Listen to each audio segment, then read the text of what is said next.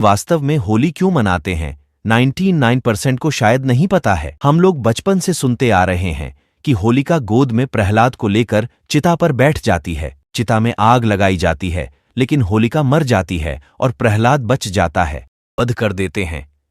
मेरा उद्देश्य केवल सत्य बताना है, क्योंकि हमें सर्वथा असत्य को त्याग कर सत्य को ग्रहण करने में उद्यत रहना चाहिए।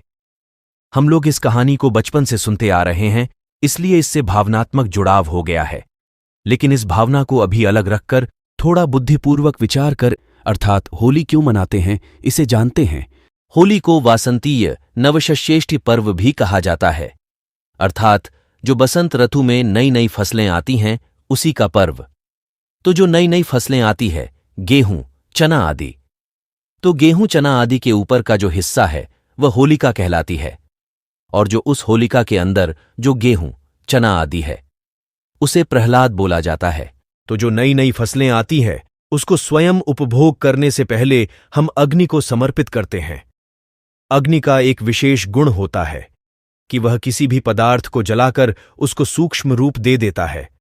जब हम लोग नई फसलों को आग में होलिका दहन के दिन जलाते हैं तो उसके ऊपर का भाग जो होलिका का भाग होता है वह जल जाती है, और अंदर का भाग जो प्रहलाद का भाग होता है वह बच जाता है। इसी को कहते हैं होलिका दहन। उसके अगले दिन हम लोग रंग और गुलाल लगाते हैं। इसका अभिप्राय है कि जब नई नई फसलें आती हैं, तरह तरह के रंग बिरंगे फूल आते हैं, फल आते हैं, फसल आते हैं, तो जैसे लगता है प्रकृति अपना चारों ओर रंग बिखेर रही है। क्योंकि भारतीय परंपरा हमेशा प्रकृति का अनुसरण करती है, इसलिए हम लोग प्रकृति का अनुसरण करते हुए एक दूसरे को रंग लगाते हैं, एक दूसरे को गुलाल लगाते हैं और प्रकृति का स्वागत करते हैं। इसी को होली कहते हैं। लेकिन कुछ असामाजिक तत्व के लोगों ने होली का स्वरूप बिगाड़ दिया है। होली जो प्रेम और भाईचारे का त्योहार था, उसको आज पूर्णतः बिगाड़ दिया है। आप इस दिन हिंसा कर रहे हैं, किसी को कष्ट पहुंचा रहे हैं, तड़पा रहे हैं, मार रहे हैं। क्या आपका यह पर्व मनाना सफल होगा? आप लोग इस दिन मानव बनने का कार्य कर रहे हैं या दानव बनने का कार्य कर रहे हैं? यदि आप लोग सच में मानव हैं तो मानवता दिखलाइए, न कि दानवता। कुछ लोग गंदे किस्म का गाना लगाकर नाचेंगे, लाउडस्पीकर पर गाना बजाएंगे, ये बिल्कुल खराब बात है। सभ्य संगीत सुनने की मनाही नहीं है। आइए हम सब होली कैसे मनाएं? यदि बड़ा हो तो पैर छूकर, बराबर हो तो गले लगाकर, और छोटा है तो आशीर्वाद देकर होली की शुभकामनाएं देनी चाहिए।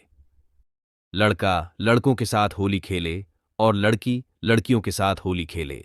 रंग उसी को लगाएं जो लगाना पसंद करे, उसको ना लगाएं जो रंग लगाना पसंद नहीं करे, नहीं तो लड़ाई झगड़े की संभावना अधिक बढ़ जाती है।